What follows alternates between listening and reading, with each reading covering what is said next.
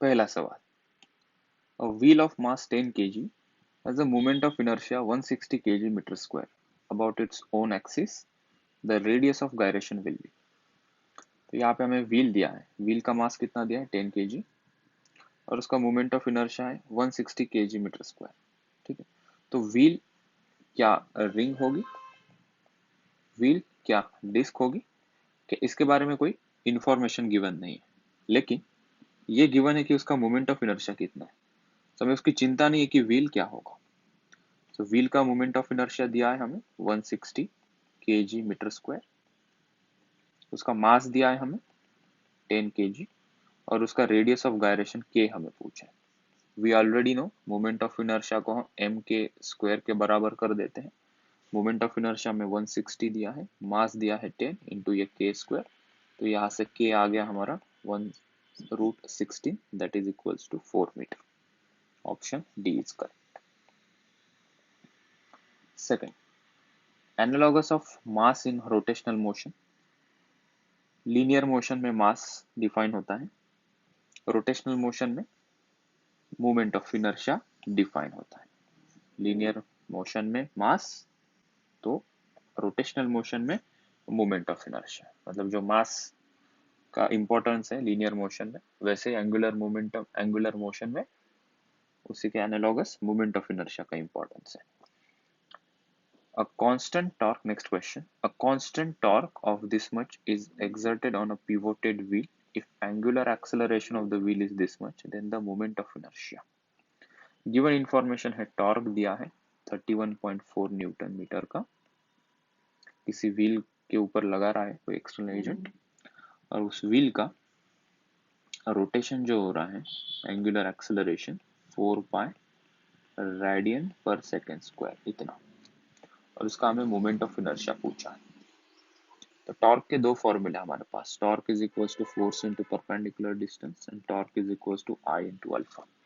कौन सा यूज करेंगे यहाँ पे? विल यूज दिस वन, क्योंकि उसी के रिगार्डिंग इन्फॉर्मेशन गिवन है। तो हमें मोमेंट ऑफ इनर्शिया इस फॉर्मूला से मिल जाएगा, torque upon alpha 31.4 divided by 4 pi.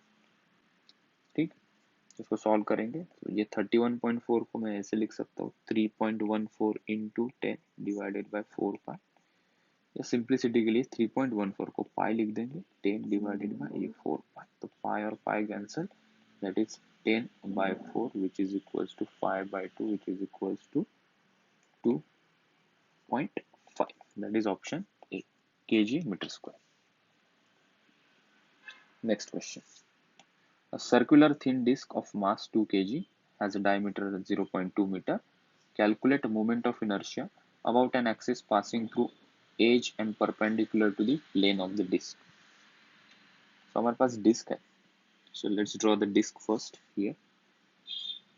This is a disc जिसका मास दिया है 2 kg एंड डायमीटर, यहाँ पे डायमीटर गिवन है 0.2 मीटर, मतलब रेडियस होगी 0.1 मीटर।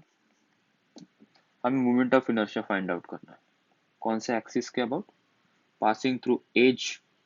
इसका डिस्क का एज क्या होगा, ये एज है, कोई भी एक एज पकड़ लो, ये यहाँ से दिखा देता हूँ edge, and perpendicular to the plane, ये प्लेन है, उसके परपेंडिकुलर ये होगा। इसके अबाउट मोमेंट ऑफ इनर्शिया हमें निकालनी है, तो ये जो मोमेंट ऑफ इनर्शिया इसके अबाउट जो होगी, इसको क्या कहेंगे, tangent. also it is also called as tangent to the disc and perpendicular to the plane। Edge कहो या टेंजेंट कहो, इसका फॉर्मूला हमें पता है, या पैरेलल एक्सिस थ्योरम से निकाल सकते हैं। इसके अबाउट मोमेंट ऑफ इनर्शिया होता है mr²/2, डिस्क है तो, और ये डिस्टेंस है r, तो यूजिंग पैरेलल एक्सिस थ्योरम इस x डैश के अबाउट मोमेंट ऑफ इनर्शिया कितना हो जाएगा, mr²/2 plus m into r², using parallel axis theorem, तो ये कितना हो जाएगा 3/2 mr², m की वैल्यू 2, रेडियस की वैल्यू 0.1, सब्स्टिट्यूट करके आंसर कितना आया, ऑप्शन बी। फिर next question, the moment of inertia of uniform ring of mass m and radius R about tangent lying in its own plane. तो हमारे पास एक रिंग गिवन है, दिस इज रिंग जिसका मास m है, radius r है, moment of inertia निकालना है किस एक्सिस के अबाउट, टेंजेंट। तो टेंजेंट देखते से हमें ये टेंजेंट देख रही है, और एक टेंजेंट हो सकती है that is into the plane, ये वाली टेंजेंट। कौन सी टेंजेंट के अबाउट पूछा है, ये टेंजेंट के अबाउट पूछा है या ये वाली टेंजेंट के अबाउट पूछा है? दोनों भी टेंजेंट है। तो ये कैसी टेंजेंट है, perpendicular to the plane, perpendicular to the plane वाली टेंजेंट है। ये वाली टेंजेंट कैसी है, इसी के प्लेन में है ना, जिस प्लेन में डिस्क है वही प्लेन में है, यू कैन सी। सो उसको नाम क्या यूज किया, lying in its own plane. ये क्या है, lying in its own plane, ठीक। सो ये हटा देते हैं, ये नहीं पूछा है।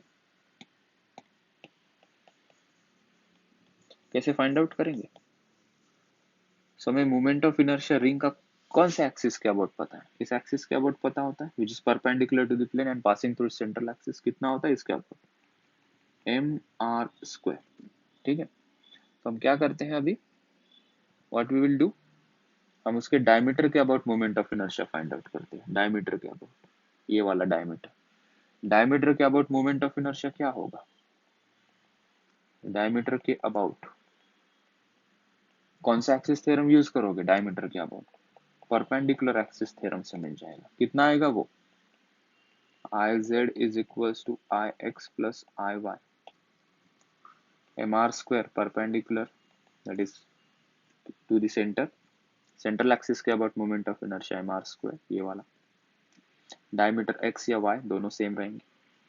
तो हमें x के अबाउट अगर चाहिए तो मोमेंट ऑफ इनर्शिया क्या होगा, ट्वाइस दी ix, क्योंकि ix iy सेम होते हैं। तो moment of inertia about diameter हो जाएगा mr स्क्वायर बाय 2।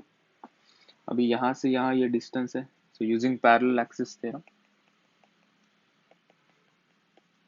हम करेंगे पैरेलल एक्सिस थ्योरम, ठीक। इन दोनों के बीच में डिस्टेंस बेटा कितना होगा, r, इसके about moment of inertia mr square by 2 plus mr square, so mr square by 2 plus mr square कितना हो जाएगा, 3/2 mr square, option B is correct.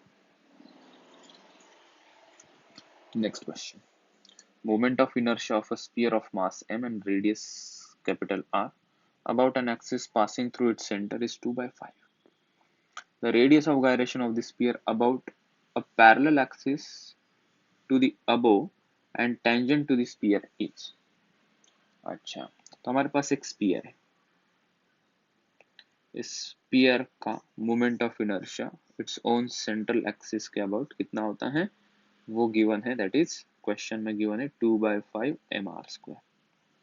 हमें radius of gyration find out करनी है, कौन से एक्सिस के about, about an axis parallel to this axis but passing through the tangent, मतलब ये एक्सिस के अबाउट, ये वाली जो एक्सिस है इसके अबाउट हमें radius of gyration find out करनी है,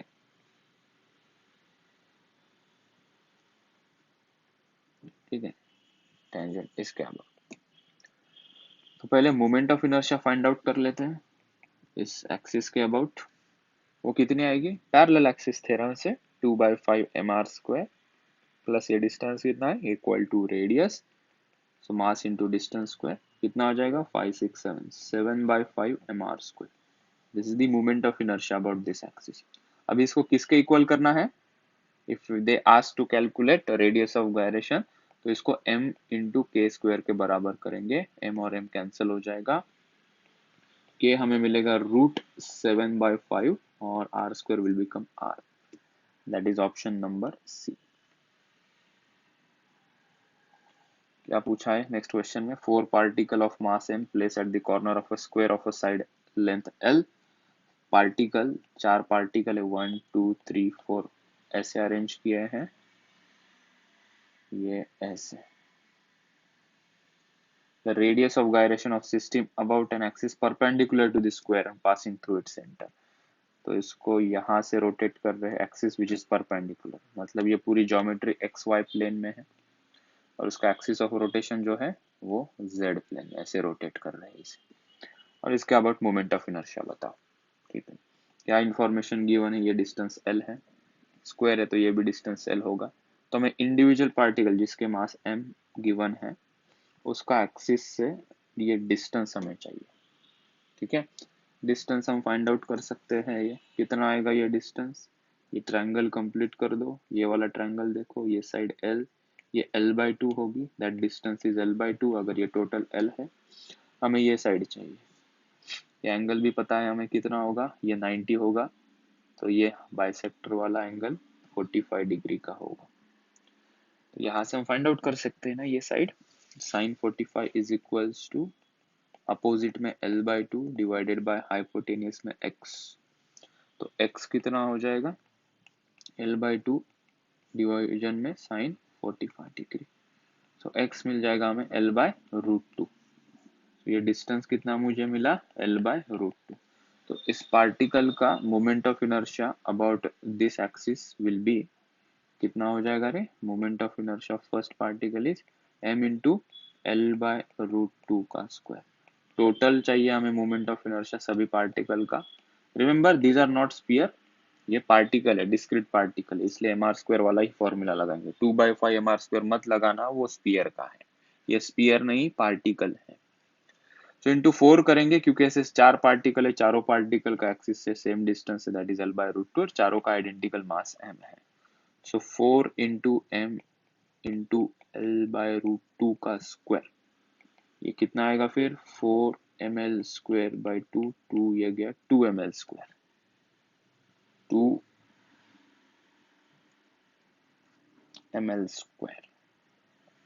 अच्छा, हमें रेडियस ऑफ गायरेशन पूछा है, ठीक।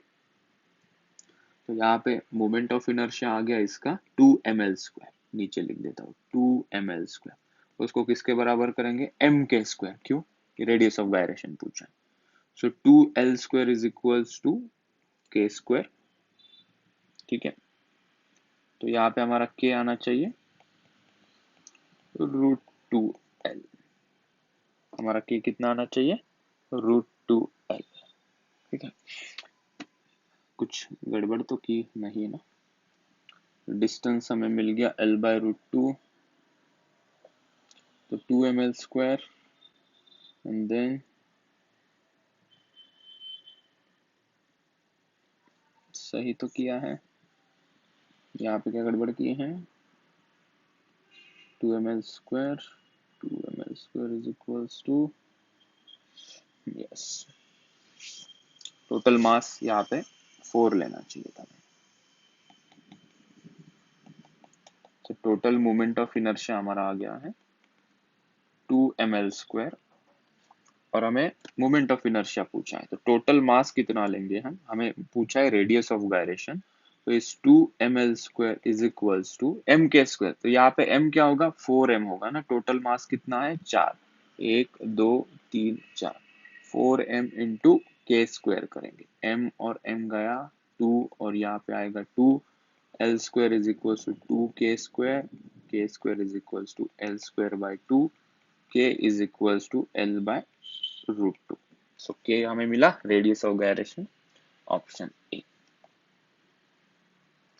Radius of gyration depends upon, radius of gyration क्या होता है, कोई बॉडी है, इसके एक्सिस के अबाउट इसे हम रोटेट करेंगे, तो इसको अगर इक्विवेलेंटली हम इस बॉडी को, ये जो कंटिन्यूअस बॉडी है, इसको अगर पॉइंट मास से डिनोट कर दे, ये बॉडी का मास m है, वही m मास इस पॉइंट मास का होना चाहिए, तो ये एक्सिस ऑफ रोटेशन से कितना दूरी पे हम रखेंगे। ठीक है, तो वो डिस्टेंस जो होगा एक्सिस ऑफ रोटेशन से, जो पूरी बॉडी को हमने पॉइंट मास से रिप्लेस कर दिया है, वो कितना एक्सिस ऑफ रोटेशन से कितना दूरी पे रखोगे, that is radius of gyration. So it depends upon mass distribution and axis of rotation. ठीक है, मास डिस्ट्रीब्यूशन मतलब कितने डिस्टेंस पे रखोगे एक्सिस ऑफ रोटेशन से, सो ऑब्वियसली ऑप्शन बी ही करेक्ट होगा। Next question. If a solid sphere and a solid cylinder of a same radius and density rotate about their own axis, the moment of inertia will be greater for, और यहाँ पे दिया L is equals to R ले लेना। ठीक है, तो एक सॉलिड स्पीयर दिखा देते हैं, this is a solid sphere, this is solid sphere, उसके सेंट्रल एक्सिस के अबाउट रोटेट करेंगे, और एक सिलेंडर हमारे पास है, ये रहा सिलेंडर, और उसके ये सेंट्रल एक्सिस के अबाउट इसे रोटेट करें, तो इसका मोमेंट ऑफ इनर्शिया कितना होता है 2/5 mr², और इसका मोमेंट ऑफ इनर्शिया होता है 1/2 mr², जो कि डिस्क का होता है और उसका सेम होता है। ठीक, सेम रेडियस है, ये जो लेंथ L है, ये रेडियस R है, और इसकी भी ये रेडियस कितनी है R। डेंसिटी दोनों की सेम है, रेडियस और डेंसिटी दोनों की सेम है। ठीक है, मास सेम है क्या? क्या दोनों का मास सेम है? ऐसा कहीं मेंशन किया है? नहीं, तो हम मास को इक्वल नहीं कर सकते, यही क्वेश्चन का ट्विस्ट था। तो इनका रेशो हम ले लेते हैं पहले, moment of inertia of sphere upon moment of inertia of cylinder about their central axis. Sphere का कितना है ये 2/5 mr², इसका कितना है ये 1/2 mr²। क्या सेम है वो कट कर लेते हैं पहले, रेडियस दोनों की सेम है, रेडियस को कट कर दिया, ये 2 और ये 2 कट नहीं होगा, ऊपर चला जाएगा, वो इतना ही कट हो रहा है। फिर यहाँ पे रीअरेंज कर लेते हैं, इसका मास m1, इसका मास m2 करते हैं, मास इक्वल नहीं है, डेंसिटी से, ये 2 ऊपर चला जाएगा तो ये हो जाएगा 4m1 डिवाइडेड बाय 5m2।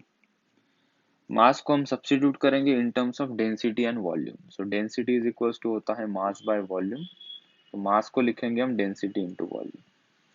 इसका वॉल्यूम कितना होता है 4/3 πr², इसका वॉल्यूम कितना होता है πr² into length L, πr² into L। ठीक है, और दोनों की डेंसिटी सेम है, तो मास को क्या सब्स्टिट्यूट किया जाएगा 4 मास ऑफ स्फीयर, ये लिखा मैंने, volume into density, so 4 into 4/3 πr³ into density rho divided by 5 into mass of cylinder that is volume into density πr² L into rho. ठीक है, राइट, यहाँ पे क्या सेम है, रेडियस सेम है and L is equals to R है, तो ये टोटल क्यूब हो जाएगा, ये हो जाएगा 4 into 4/3 πr³ into rho divided by 5 into πr³, क्योंकि r² इंटू L को भी R लिख सकते हैं यहाँ से, तो πr³ इंटू रो हो जाएगा। यहाँ पे रो और रो कैंसल, r³ पाई और पाई कैंसल है, क्या बच रहा है अभी फिलहाल, ये हो जाएगा 16, 5 इंटू 3 15। ठीक है, ऊपर क्या है स्फीयर है, नीचे क्या है सिलेंडर का मोमेंट ऑफ इनर्शिया, कौन बड़ा है 16 is greater than 15 if you compare, तो स्फीयर का मोमेंट ऑफ इनर्शिया बड़ा आएगा compare two cylinder if they have same density and for this given condition. Option A is correct, solid sphere. One circular ring and one circular disc both are having same mass and radius. The ratio of their moment of inertia about an axis passing through their center and perpendicular to its plane. हमारे पास given है ring and disc, दोनों का same mass है, दोनों की same radius है, यहाँ पे मेंशन किया है क्लियरली कि मास सेम है और रेडियस भी सेम है, तो इन टर्म्स ऑफ डेंसिटी यहाँ लिखने की जरूरत नहीं है। रिंग का मोमेंट ऑफ इनर्शिया होता है mr² और डिस्क का होता है 1/2 mr², कट वगैरह करके आ जाएगा रेशो 2:1, मास भी कट हो जाएगा, रेडियस भी कट हो जाएगा, 2 ऊपर चला जाएगा 2:1। Radius of gyration of disc of mass 50 gram and radius 2.5 centimeter about an axis passing through its center of gravity and perpendicular to the plane. Symmetric object के लिए center of gravity and central axis एक ही line होगी, ठीक है, एक ही point के about वो line जाएगी, और उसका मोमेंट ऑफ इनर्शिया किसका डिस्क का कितना 1/2 mr²। रेडियस ऑफ गायरेशन पूछेंगे तो क्या करेंगे इज इक्वल्स टू mk² कर लेना है, m और m कट हो गया, k will be equals to r by root 2, r की वैल्यू पुट कर दो 2.5 डिवाइडेड बाय रूट 2 1.76 सेंटीमीटर, तो यहाँ पे मास का कोई कंट्रीब्यूशन ही नहीं रहा। ये वाला क्वेश्चन हमने क्लासरूम में ही कवर किया था, यहाँ पे 3 रिंग हमें दिख रहे हैं, तीनों का मास m है, तीनों की रेडियस r है, इस एक्सिस के अबाउट मोमेंट ऑफ इनर्शिया बताओ। तो ये जो है axis for this first second third, first ring के लिए वो एक्सिस कैसी है डायमीटर के अबाउट है, इसके लिए कैसी है टेंजेंट, इसके लिए कैसी है, टेंजेंट, ठीक है, राइट। और रिस्पेक्टिव मोमेंट ऑफ इनर्शिया को ऐड कर लेंगे, ठीक है। दो टेंजेंट के अबाउट है और एक हमारे डायमीटर के अबाउट। और टेंजेंट भी कैसी है, प्लेन में है, प्लेन ऑफ रिंग में है, ठीक है, परपेंडिकुलर टू रिंग में नहीं, प्लेन, ये रिंग है उसी के प्लेन में। 3D में दिखाओ, ये देखो, ये ऐसी परपेंडिकुलर कैसे होगी, ऐसी, वो नहीं है, इनटू द प्लेन, ये वाली, उसका कितना आता है 3/2 mr², दूसरे का भी 3/2 mr², ठीक है। तो ये आ गया 7/2 mr², ठीक है। हाँ, तो ऐड किया ना हमने, कितना आया 7/2, ओके।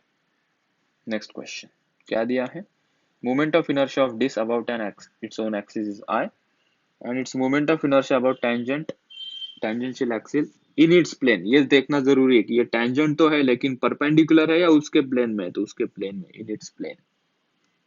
डिस्क का moment of inertia about it's own axis, same question class में किया था, ये कितना है, गिवन है I, और ये moment of inertia about tangent but in its plane, ये ऐसे, इसके अबाउट मोमेंट ऑफ इनर्शिया बताओ, ठीक है। तो हमने कैलकुलेट किया था पहले ही, moment of inertia about tangent कितना आता है, हाफ mr², नहीं 5/4 mr², ऊपर वाले क्वेश्चन में ही हमने जस्ट किया था, tangent to its plane about, ring के लिए किया था, डिस्क के लिए हम कर सकते हैं। कैसे करोगे, मोमेंट ऑफ इनर्शिया बता ही देता हूँ, चलो इसके अबाउट कितना होता है मोमेंट ऑफ इनर्शिया डिस्क का, mr²/2,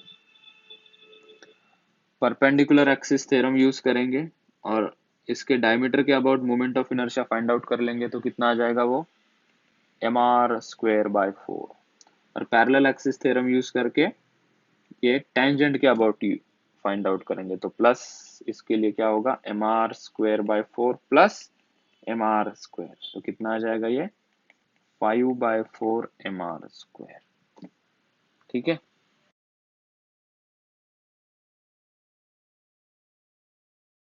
about it central axis वो कितना दिया mr²/2, उसको क्या सिंबल से रिप्रेजेंट करना को बोला है I, तो इस mr² को हम क्या लिख सकते हैं, दिस इज 5/4, इस mr² को हम क्या लिख सकते हैं, तो I is equals to mr²/2 है, तो mr² को हम लिख सकते हैं 2I, तो 5/4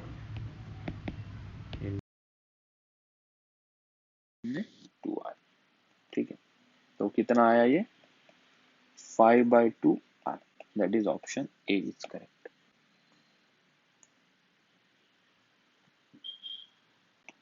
A cylinder of 500 gram and radius 10 centimeter has a moment of inertia about its natural axis, मतलब central axis के about, सिलेंडर के सेंट्रल एक्सिस के अबाउट मोमेंट ऑफ इनर्शिया क्या होता है, हाफ mr², मास और रेडियस की वैल्यू पुट की हमने, तो आया आंसर ए।